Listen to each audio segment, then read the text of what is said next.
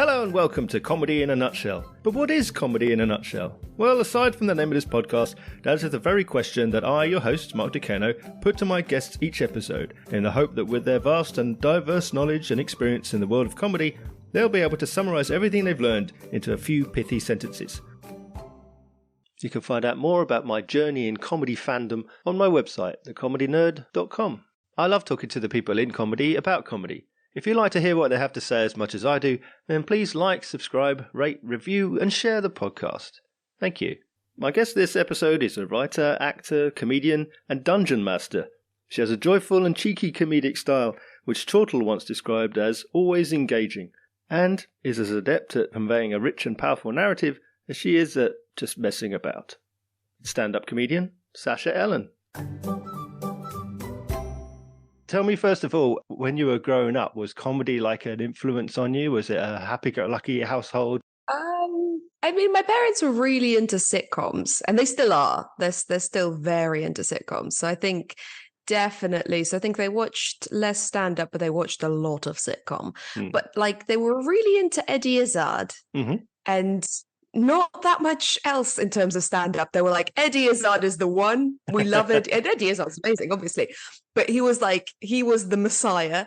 And everybody else was just like, yeah, they say some words into a microphone, but they're not Eddie Izzard. And actually to this day, every so often for Christmas and birthdays and things, I'll get my dad specifically kind of tickets to see people that you might not have heard of, but I know are really good. And he'll come home and he says exactly the same sentence every time, which is, it was good. It wasn't Eddie Izzard. Every time. There's nothing apart from Izzard. So yeah, a lot of Eddie Izzard, but then mostly sitcoms, I think. So I think I don't know if they watch any other telly apart from sitcoms, actually. I think they're mainly into sitcoms. Did that influence you? Because I know that you went into acting, but you were classically trained. Were you thinking all the time of, I want to be the funny character? Which one is the people in this play who get the laughs? I think to an extent. I mean, drama school's a weird place. It's very strange. But yeah, I think so to an extent. I think I watch a lot of comedy, but I didn't do any comedy till after drama school, really. Right. But I think that was mostly because my drama school was one of the only ones that didn't offer a little stand-up bit. So most drama schools acknowledge the fact that stand-up actually feeds a lot into being able to do some quite classic acting-y things. I mean, a soliloquy is addressed at the audience. You have to make eye contact with people. You have to, kind of connect with them, which is a fairly unique skill, which stand-up really helps with. But my drama school were like, nah, it'll be fine. We'll just do Shakespeare. It'll be cool. So I wanted to do kind of some comedy and some stand-up, but I didn't until after the fact, really. Yeah. So what was it that made you want to do comedy and stand-up specifically?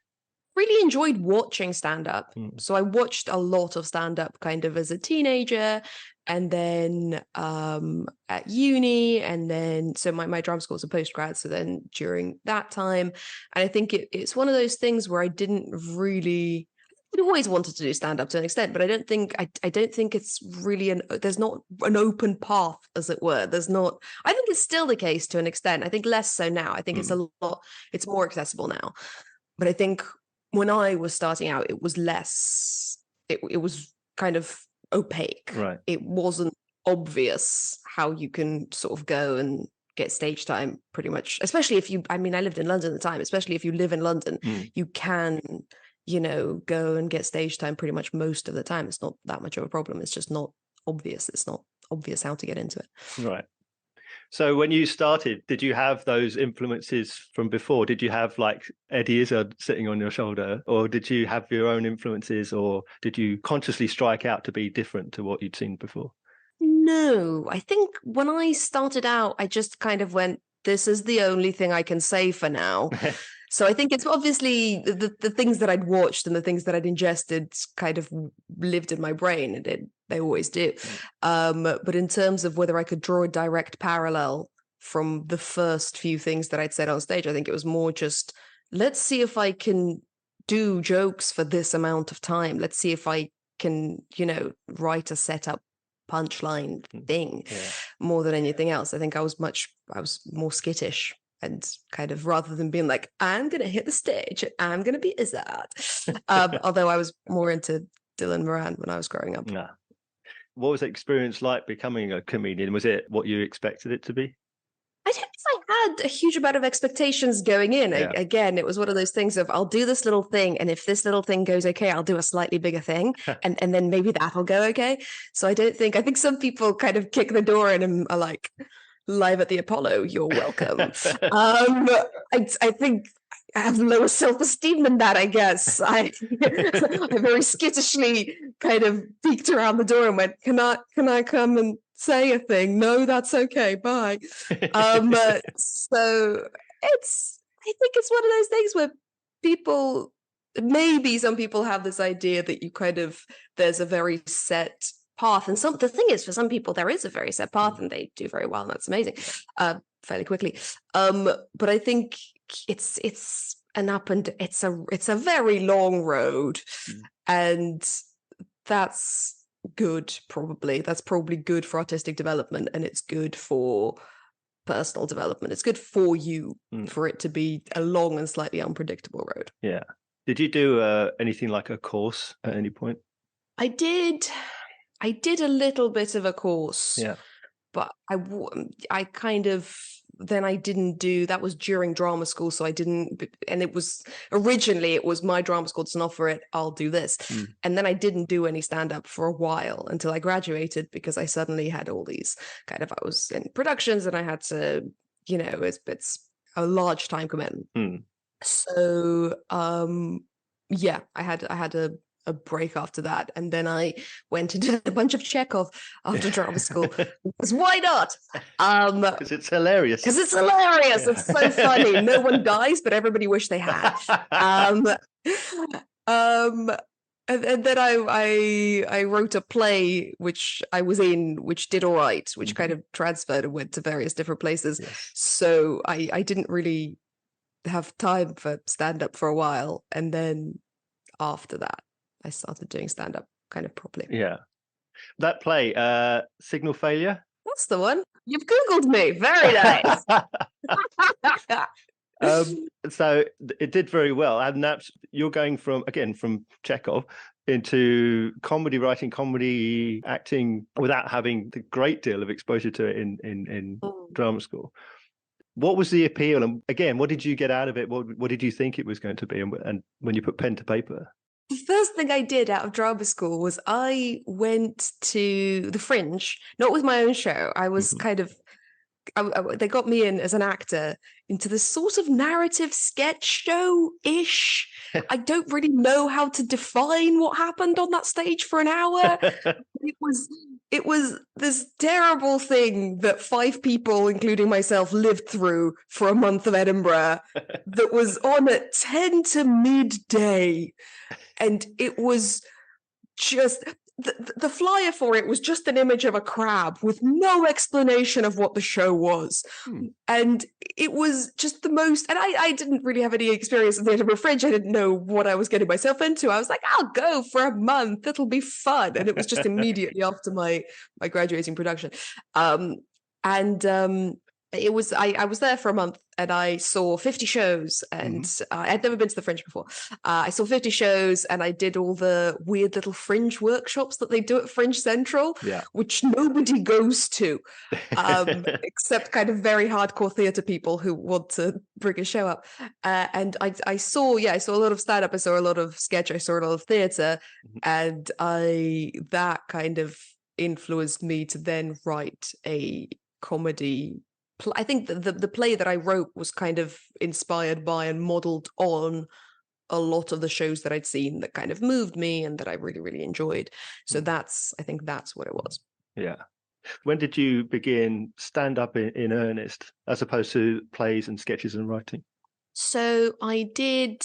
The play went to New York, which was nice. We were in a lovely off-Broadway theatre, and I was there for a couple of months. And I mean, New York has an insane stand-up scene. It's it's incredible. So I gigged there a little bit, and then when I came back, so this is kind of like Christmas 2014, just New Year 2015, I was like, okay, I'm gonna do stand-up now, I guess. Yeah. So before you went on stage for that first gig, you're now a person out alone, whereas previously you've been in like an ensemble cast. Did that give you like nerves, anxiety, that sort of thing before going on stage? I think yeah. So I think I was very nervous stand-up wise for the first couple of years, maybe. I think it's people ask you if you get nervous. If you tell people you do stand-up, people ask you if you get nervous, because of course that's a totally normal thing to feel. And I think, and even now, I'm like, well, yeah, it depends on the gig. Yeah. So it depends on how important the gig is. If it's an important gig, yeah, absolutely, I get really nervous now. And if it's just a very chill kind of low stakes thing, no, not at all anymore. Yeah. But when you first start, everything is high stakes because it's you don't get that many things that you get to do. So everything feels high stakes and therefore you're nervous. I mean, I'm nervous all the time, maybe not other people. Well, let's talk about your personality on stage, your persona, if you will. I mean, you like to go on stage saying that you you look like you go to a primary school, but you don't know if it's as a teacher or as a student.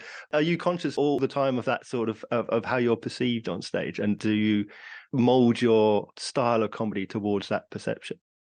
I think it's a perception that you have to acknowledge, Right.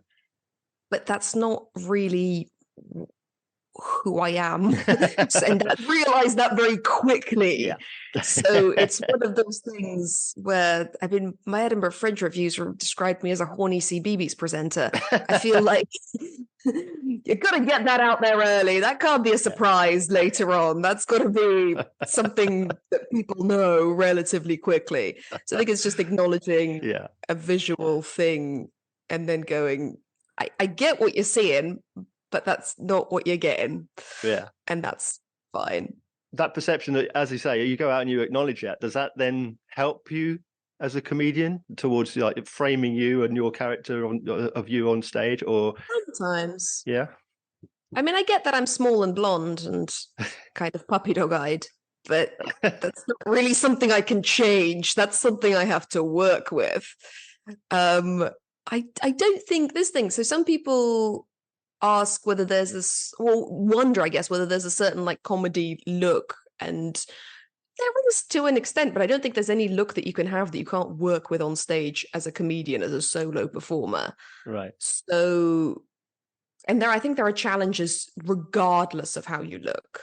So with anything that you could have going on visually, there are going to be its own challenges and its own rewards. Yeah. So mine comes with its own challenges and its own rewards, just like everybody else's. So I guess you just acknowledge what people see and then you move on. And how far is that character of you on stage? Is it a character, and how much are we seeing the real Sasha Ellen? How much is it your acting coming through on the stage? That fluctuates. I think that fluctuates from definitely from show to show, but from maybe even from gig to gig to an extent.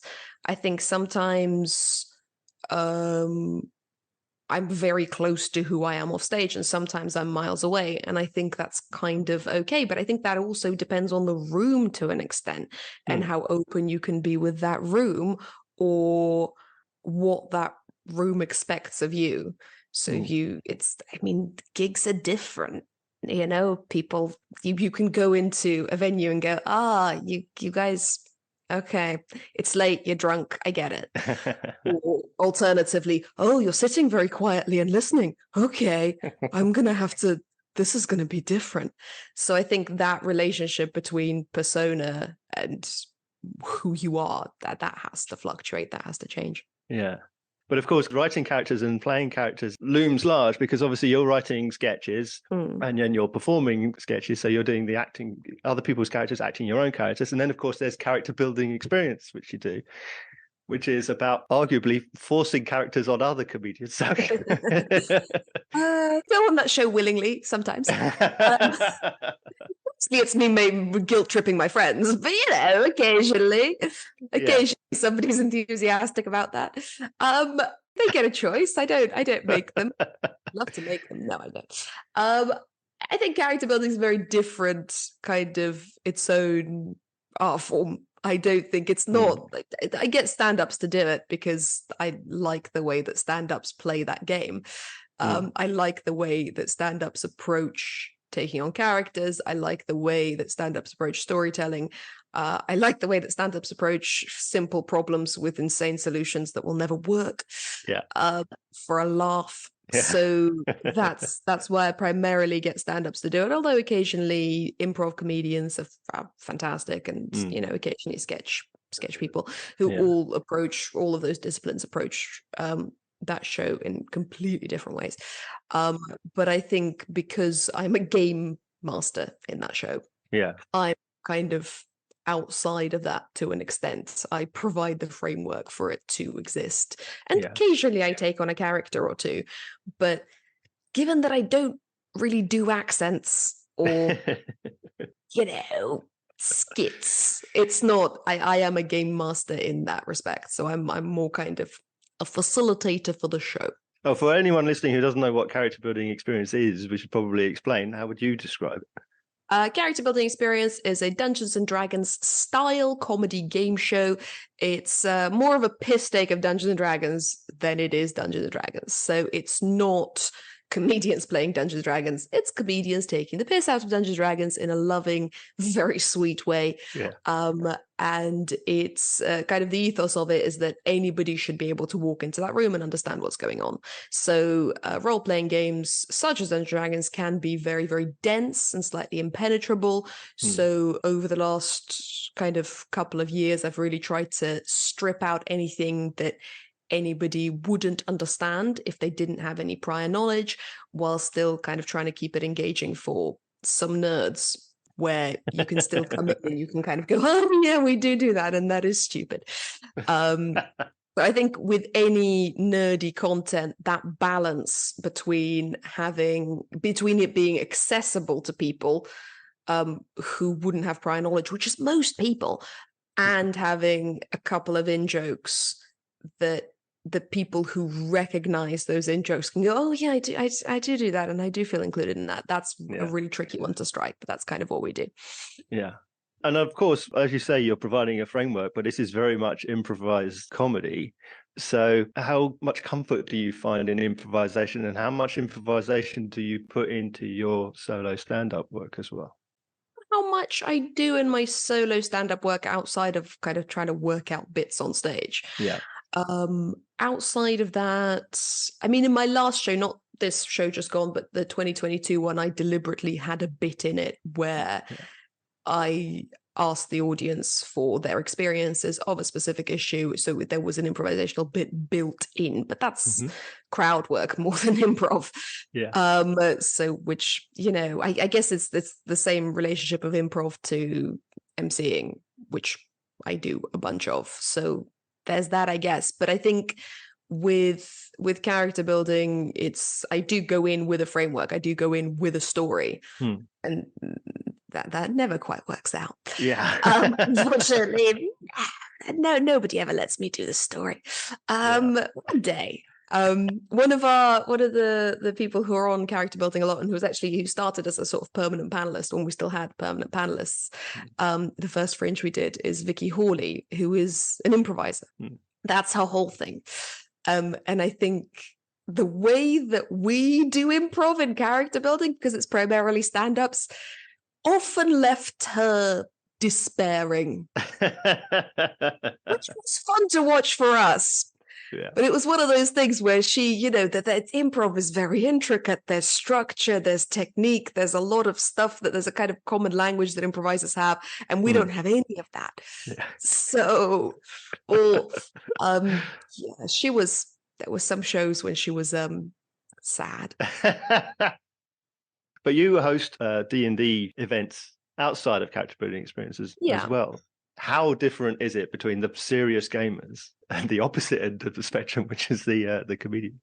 I mean, that's the thing. D&D events, if I'm kind of hired to host one, they're not necessarily serious gamers. Sometimes it's kind of beginners who need somebody. Sometimes it's, just a one-off corporate event where they go, oh, this will be fine, this will be entertaining. So it's not necessarily that, but serious gamers are a world in themselves. I think character building, the main difference isn't that it's stand-ups. The main difference is that there's an audience and it's a show. Yes. So I would say it's a show first and a game second. Yes. And as much as we love to respect the rules of the game was developed. I developed the game in order for it to be watchable, which I would argue that a very serious game of D&D isn't hugely watchable. Some people do watch very serious Dungeons & Dragons for 4 to 8 hours at a time. Good stuff. More power to them. But I think sitting down to a game and being in a game is completely and utterly, for me, is completely and utterly different to doing a show, which is why character building is a Dungeons & Dragons style show rather than a game, kind of a game show in a more traditional sense. Yeah. Well, let's go back to your stand-up, because you mentioned a minute ago about your 2022 show, Creeps and Geeks. Yes. Which I saw twice because it was magnificent. Thank you. And it was nominated for Best New Show at the Leicester Comedy Festival that year as well. Quite a serious underlying theme. Yeah. How did you feel about putting on that show? Did you start with the message that you wanted to tell, or were you writing jokes for a future show and then thought to yourself, actually, this could tell a powerful message here? I think I started writing it in the third lockdown, really. Right. So it was one of those things where we'd had 2 lockdowns. It had been, we'd sat by ourselves for a while. Yeah. And I think during the third one, I sort of stopped flapping and I stopped kind of trying to do little things. And I sort of let myself defocus and just kind of think about things that bothered me, think about things that I found uncomfortable.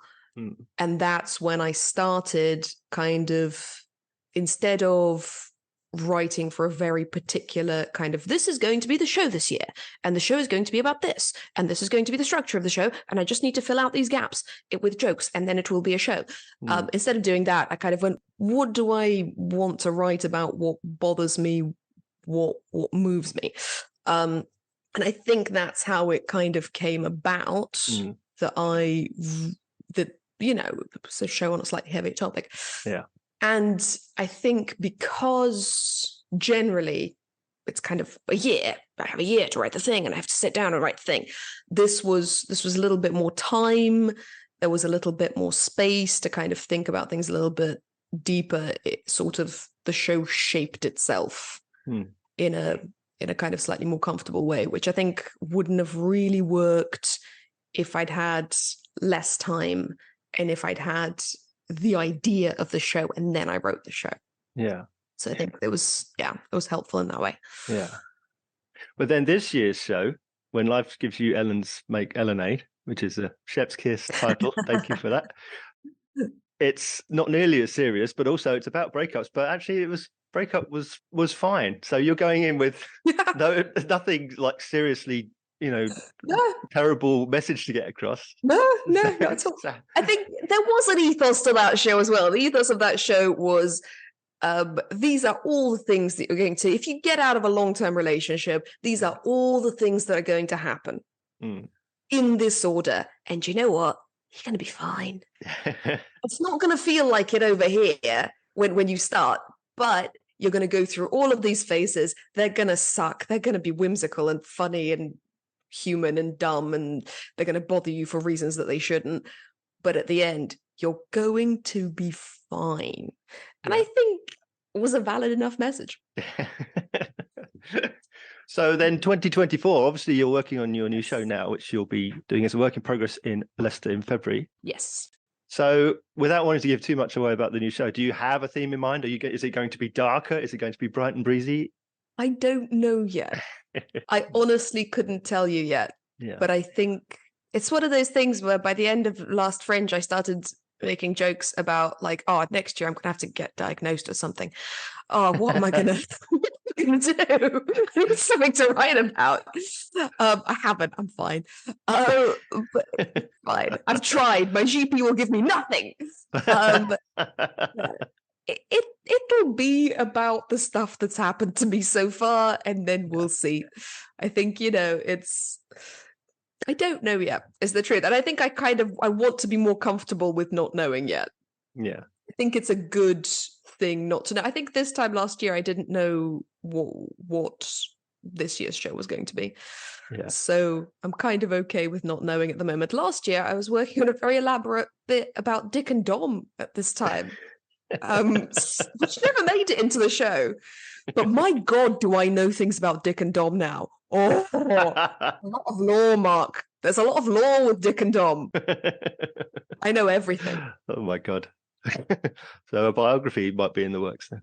Oh yeah, absolutely. If I was going to write anybody's biography, it would be Dick and Dom as one person, because I can't see them separately. They're one, yeah. So we know that obviously in the course of writing a show, you do performances and you change it around as you're heading for Edinburgh. So the show might not be at the end of that year what it was at the start of the year. How much does it change over the course of your month run at the Fringe? The show evolves, and definitely. So the show that I did at the Pleasance a few weeks ago, 2-3 weeks ago, is definitely different to what it would have been at the start of the Fringe and the end of the Fringe. So I think a show, it's one of those things where it's like how long's a piece of string. I think a show is almost, for me, is almost never done. So I know some people who will nail every single word to the wall at least 2 months before the festival, and then they will have this beautiful word perfect kind of streamlined thing. I think my shows change all the time. Yeah. And I think it will continue. I don't think I've ever been like, it is done. I think it's always like, I could have fixed those 5, and then maybe I could have extended, and then maybe I could actually bring that other, and then, it's never done. Do you keep things in just for you, even though they might not have played well necessarily to an audience? Maybe 1 or 2. You've got to be careful with that. You really do. You've got to be careful with things that are in there just for you. Sometimes I go, no, this stays.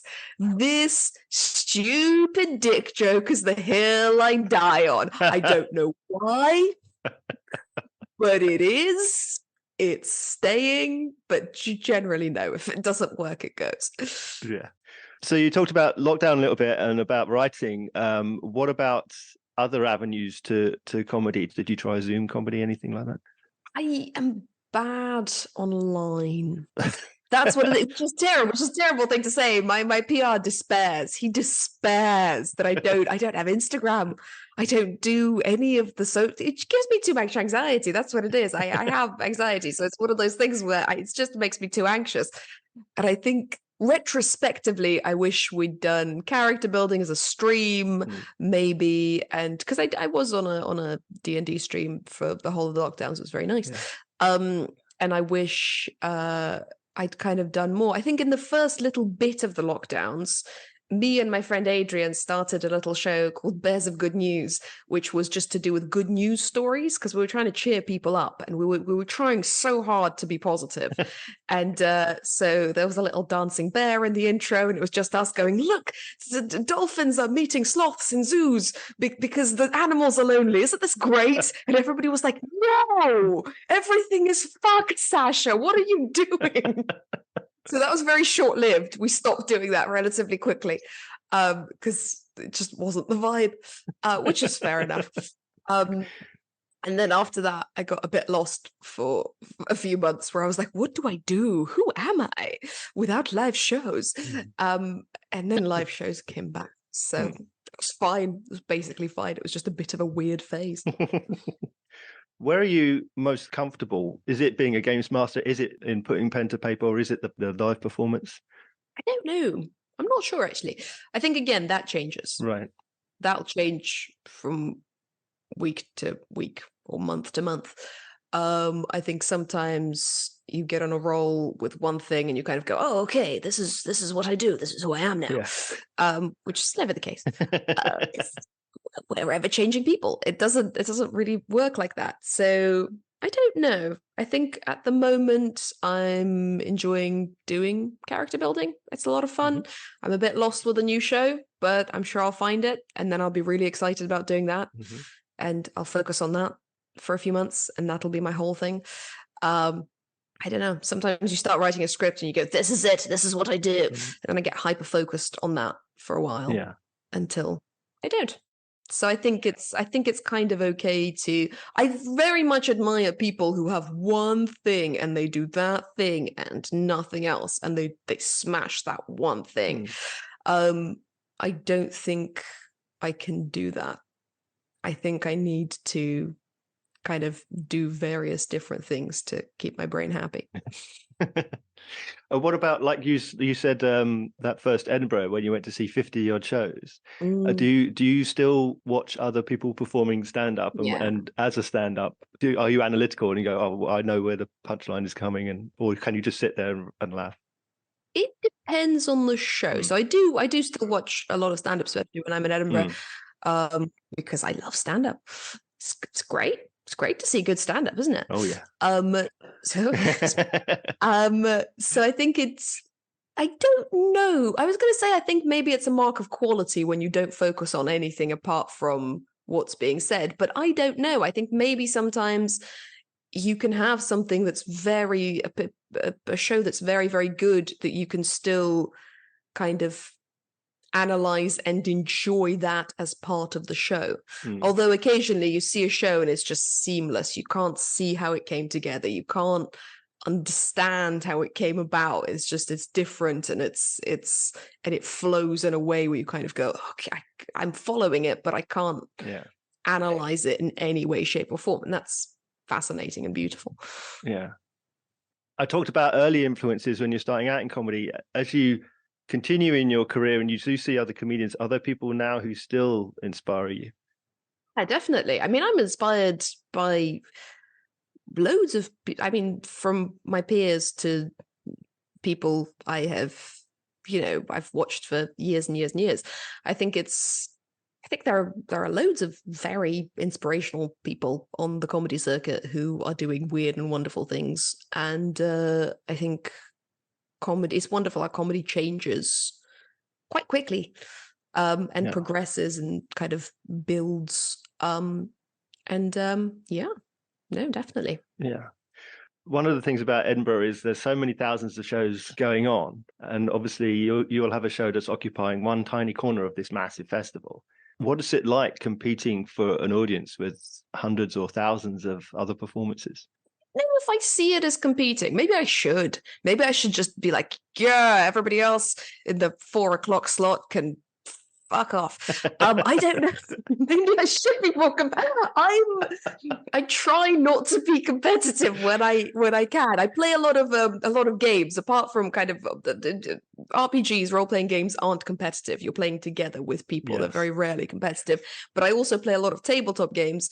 Board games, card games, that kind of thing. And those, sometimes tend to be competitive. And I think over the years, because it's a big hobby of mine, I've slowly trained myself not to get as competitive or not to get competitive because I don't know how much I enjoy that. Right. Some people really love competition. They enjoy it. It's something that they like. I don't think I enjoy the feeling of being competitive, which is why I think I focus more on, will I bring something that's nobody else brings, because my show is my show and it's me and it's unique in loads and loads of different ways. And character building is character building. There's no other show exact. There are some geeky shows. There are even some role-playing game shows every time in Edinburgh, but we are unique in these ways. So I think I tend to try and go, this is how these shows are different, and this is how these shows make me happy to be doing them, rather than trying to murder the people around me.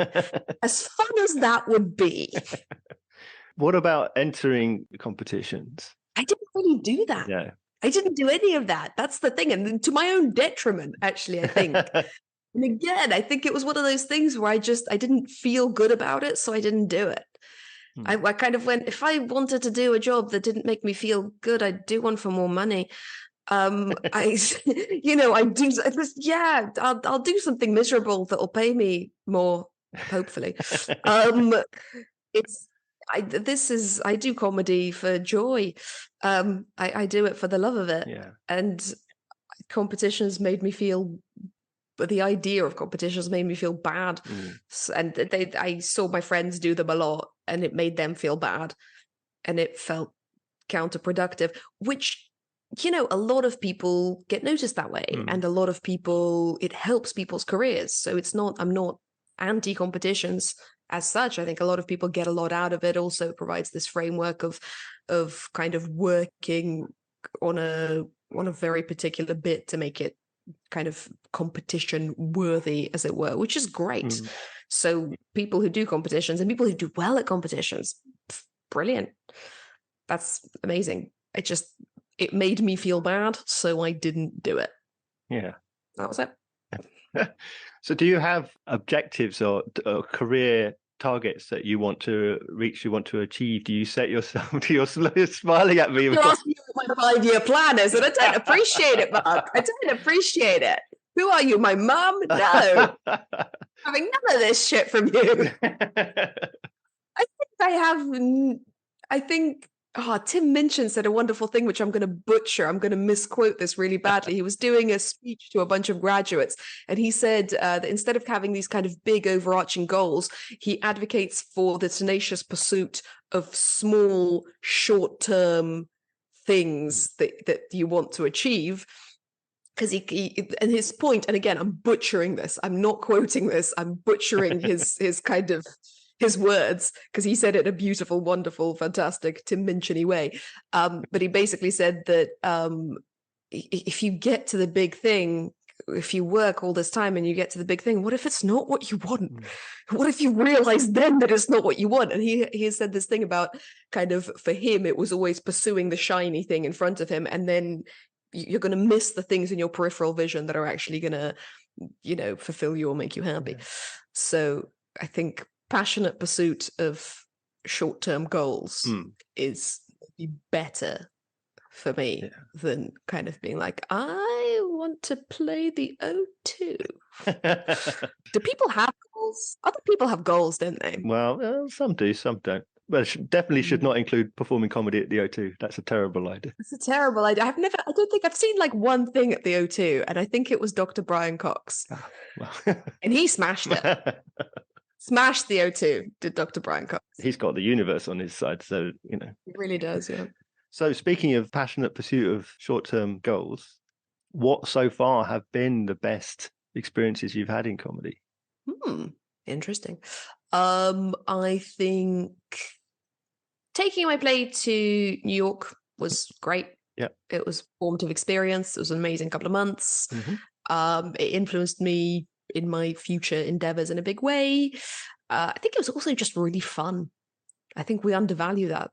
It was just a great time.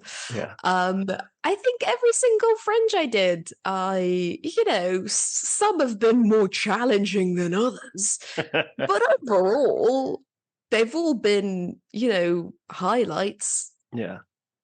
Going to rainy Scotland and being chilly for a month.